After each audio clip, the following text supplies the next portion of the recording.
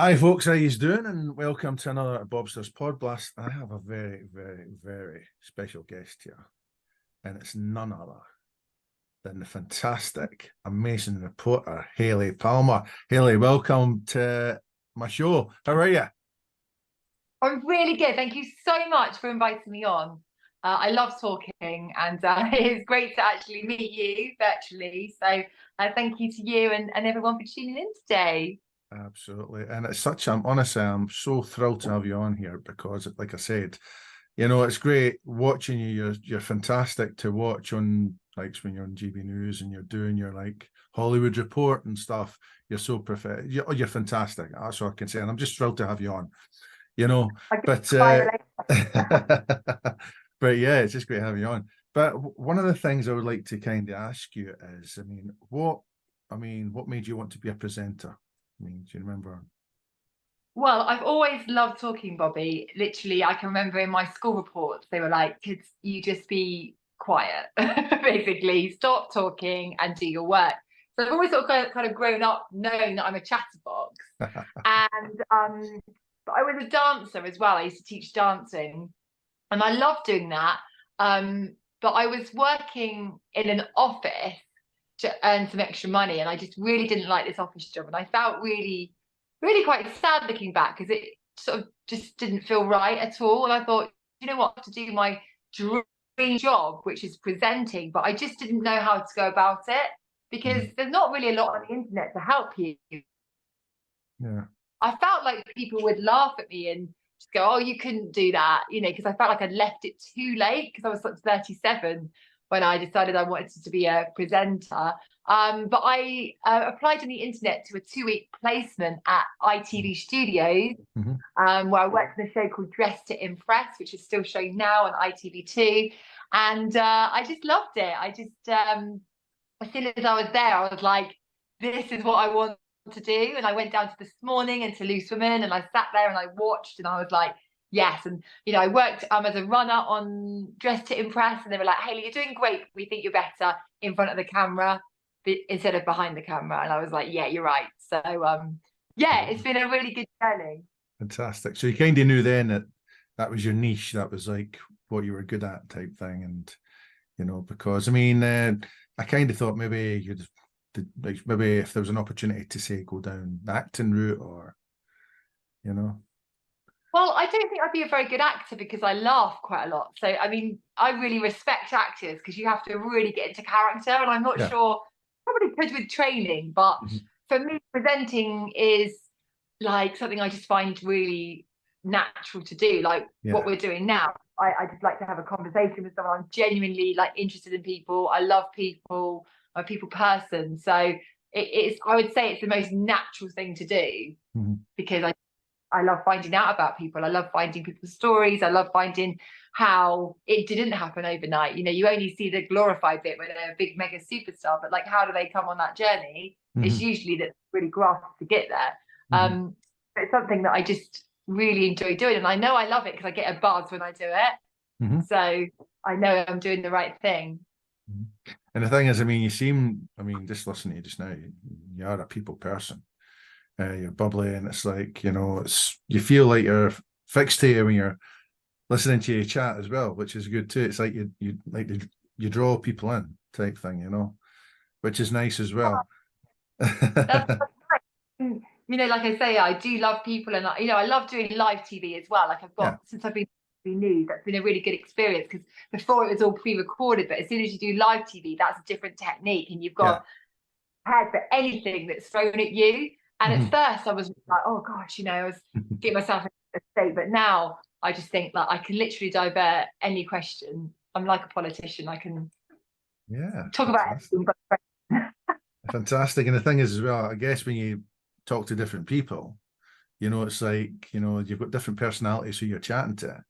And it's that's like, it's how I wouldn't say deal would be a harsh word to say, but it's like, like you said, you would know how to avert any question and how to answer in a particular manner. yeah, you have to mold to the person that you're talking to because, as you know, you interview so many different types of people, and Mhm. I do like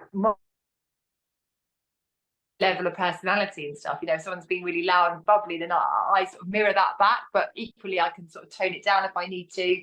So I think that's a really important job as a presenter. Like, as if you were a hairdresser, people would come into your salon and you know, do they want to talk? Don't they want to talk? It's the same sort of thing.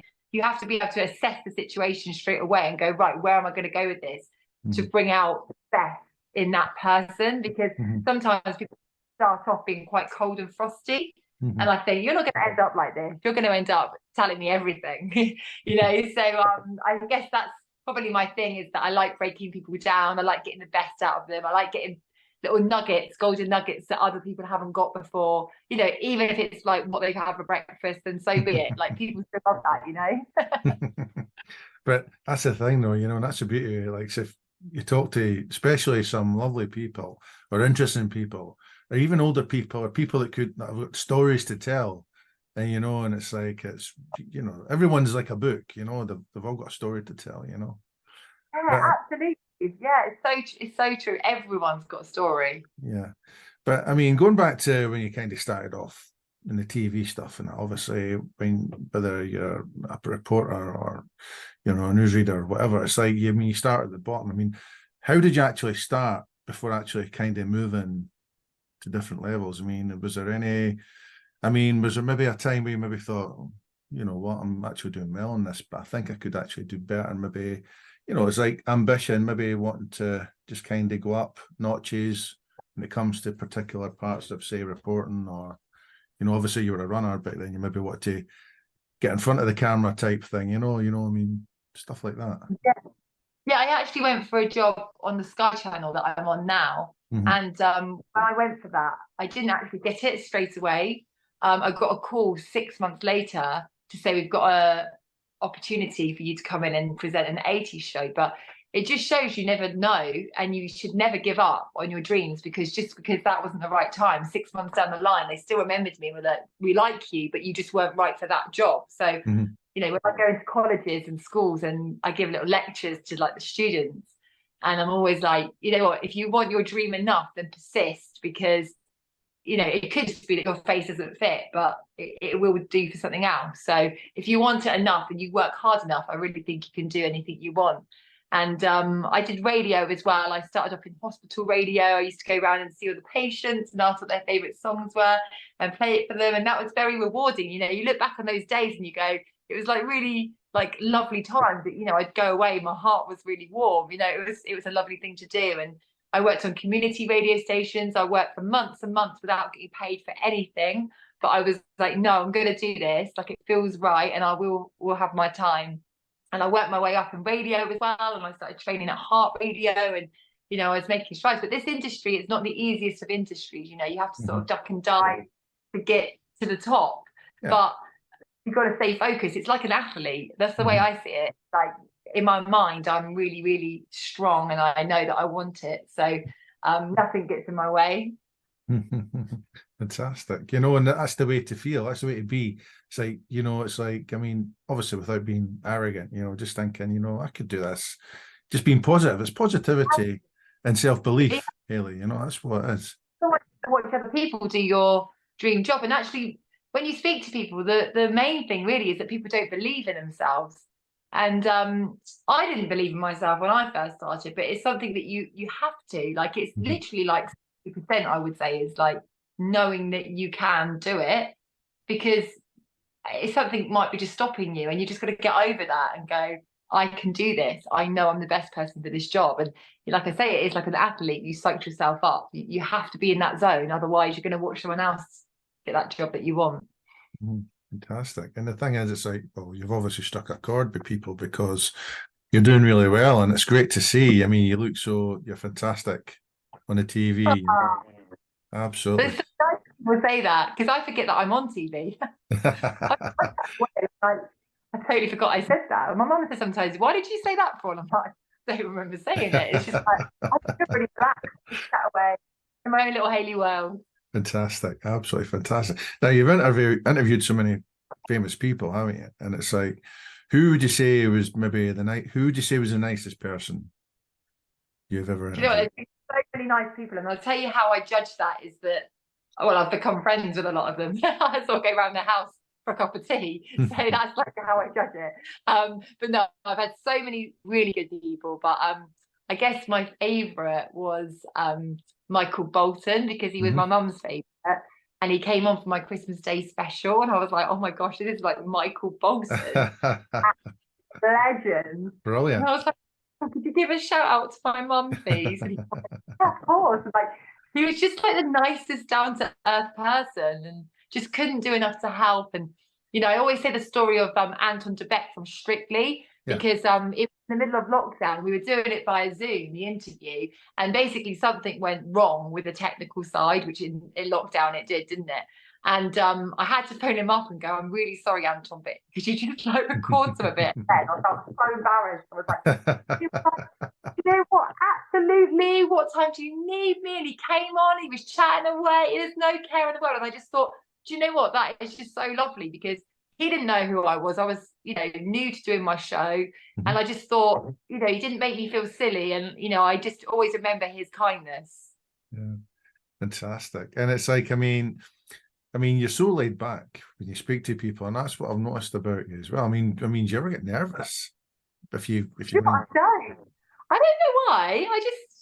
I'm not fazed by anyone. I just think, right, come on, tell me your story. No, I don't know why I don't get nervous. I get excited, but I don't get nervous. No, so I guess maybe that's when you're in the right job, because it's just, I don't look at it like an interview. Sometimes I don't even prepare for anything. I just literally think as if we were in a pub.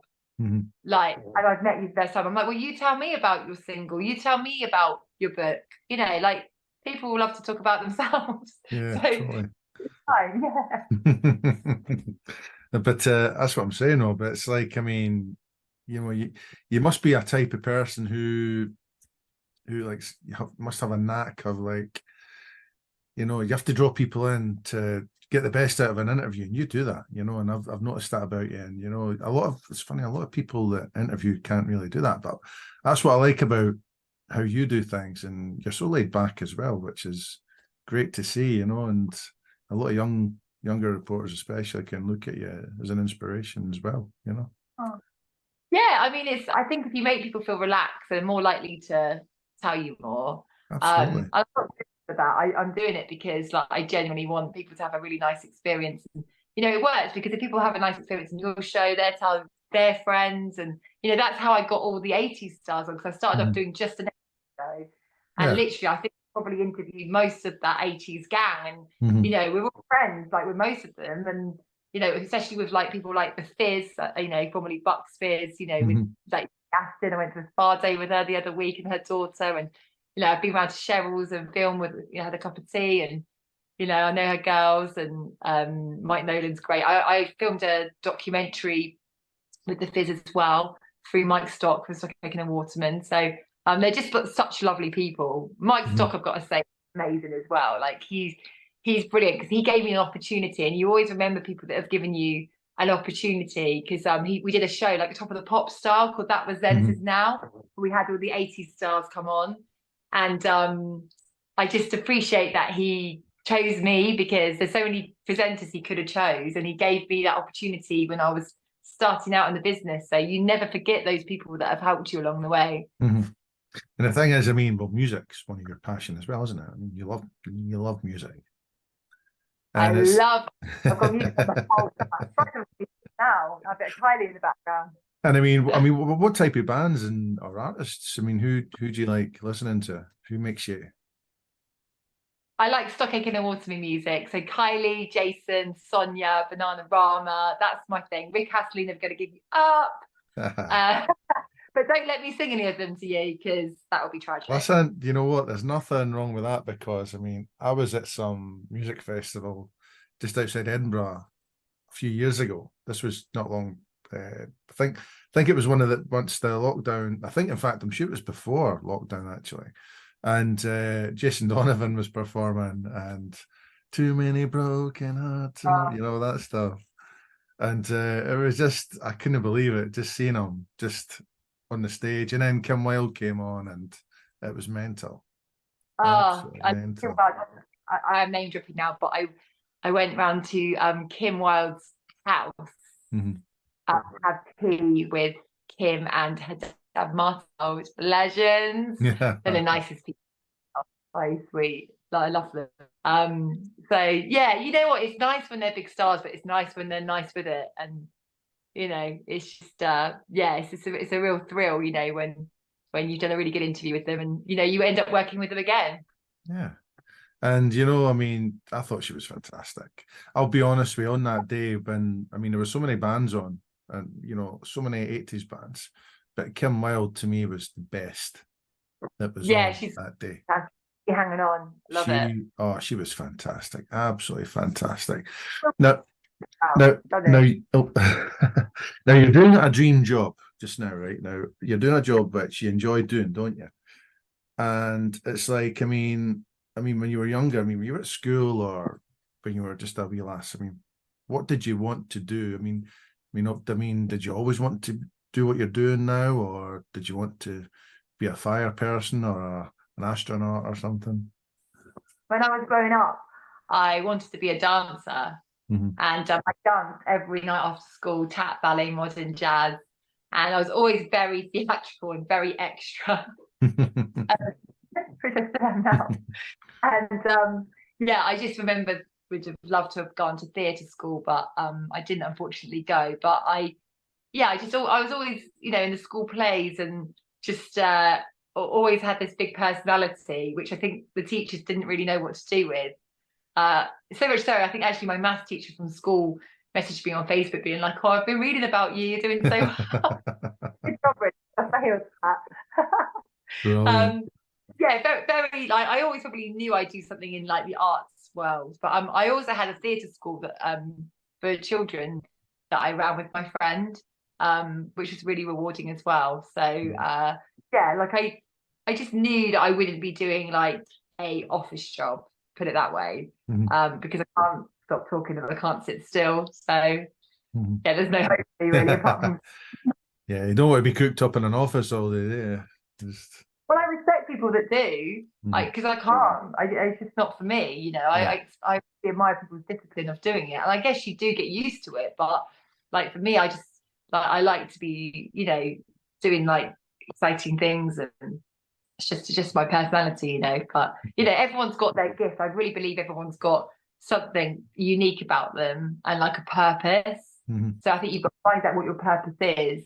And then when you know what your purpose is, run away with it, literally. Yeah. So if you're good at like accounting, then like go for it. Like you've got to go with what your niche is. Totally. And it's like, obviously doing this, I never thought I'd ever in my life be doing something like this. It's like, I've been totally focused on acting and now writing, but doing this is fantastic. And it's just such as you would say, it's rewarding, and it's great talking to different people, just like what you do on the TV, and it's fantastic. But have you ever thought about the future? Is there anything you're have you got any future plans, or there's something like what's Hayley going to do in, say, maybe 5 to 10 years time? Is there anything that you would really like to maybe do that well, my aim is to make my show, my Saturday Night with Hayley Palmer, increase that, make it bigger. Like at the moment, we're looking at different studios to use to just up the game of it. And I'd love a studio audience. That would be amazing, so that people that watch it can come along and get the audience to have like 3 80s stars like age with me. I think that would work really nicely, a bit of a different angle to it.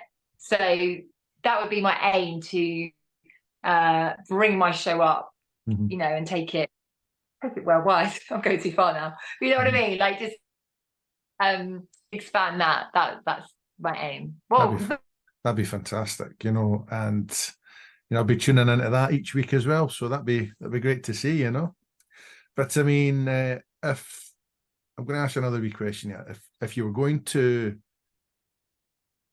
just say, for instance, you had the opportunity, being a Hayley Palmer now, to give advice to the young Hayley Palmer, what would it be? That's a great question. I would say that I think the main thing, like I said before, is that to believe in yourself. Like 20s and 30s, I just thought I was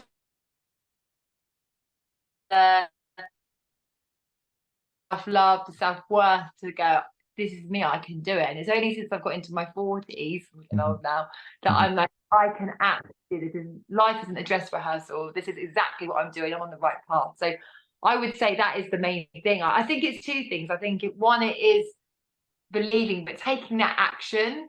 And it's something a lot of people have with me.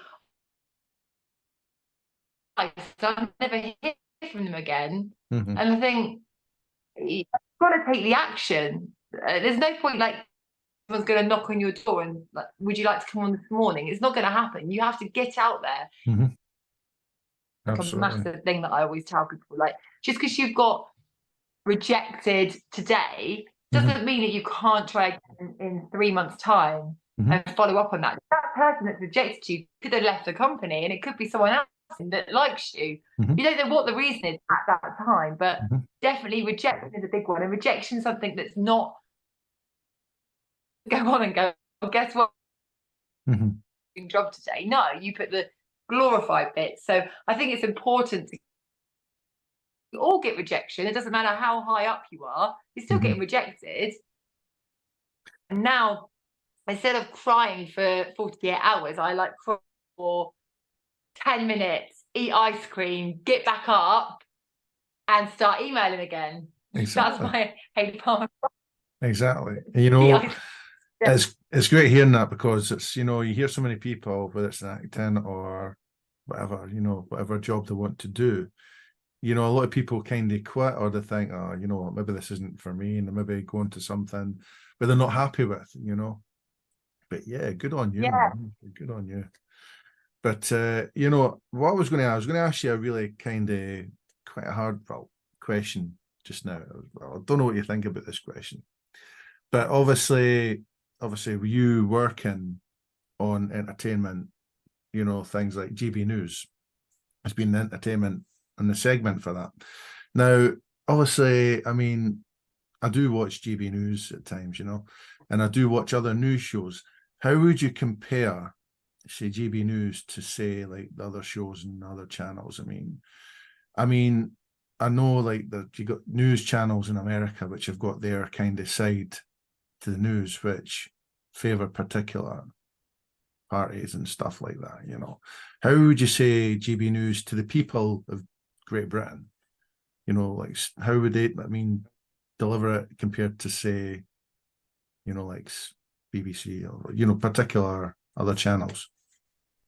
Do you know what, for me, the way I look at GB News is it's given me a fantastic opportunity. Yeah. And I go on and report the entertainment, which is different to the political side. Yeah. So when I go, I'm literally giving you the week's roundup of entertainment news. And I work with Esther McVeigh and her husband, Philip Davies. And they're the nicest people ever wished for, literally, honestly. We're like a little family.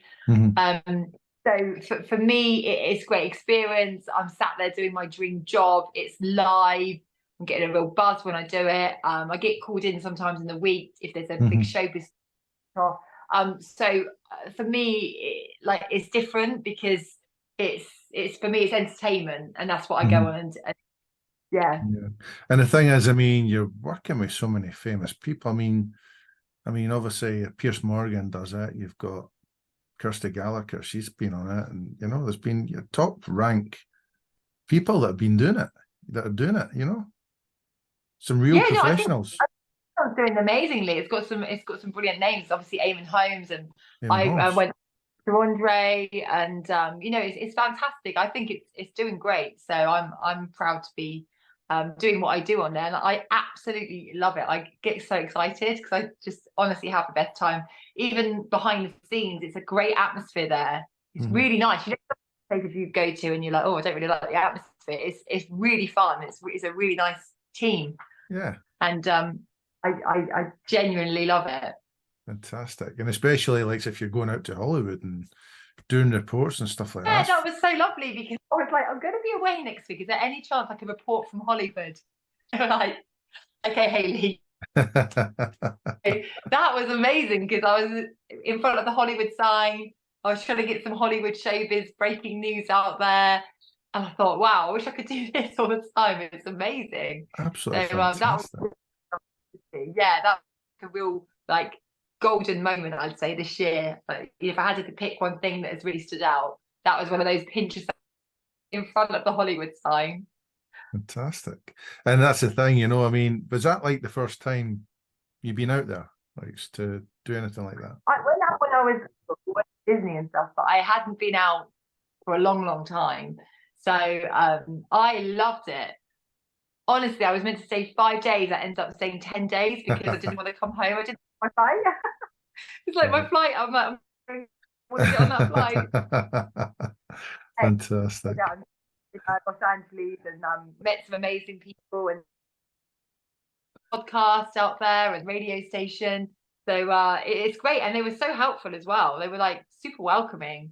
They love the Brits, don't they? They love your accent. So Oh it yeah, helps. absolutely. And it's like, I mean, that's one of the things I would love to do one day is just take a wee walk along, especially like Los Angeles, and you know, it'd just be You great. be an accent center, you would love it out there. It's a real buzz. It's like it's so what's the word? Just I don't know, just the whole time I felt at home there. I didn't really want to Yeah, come home at all. fantastic. Absolutely fantastic. You know what? It's just another world out there, isn't it? I mean, from what I watch on the TV and stuff, it's just another world. And you know, I mean, It you must. really I mean, what were the clubs like? I mean, did you see any nice pubs or nice restaurants and stuff? And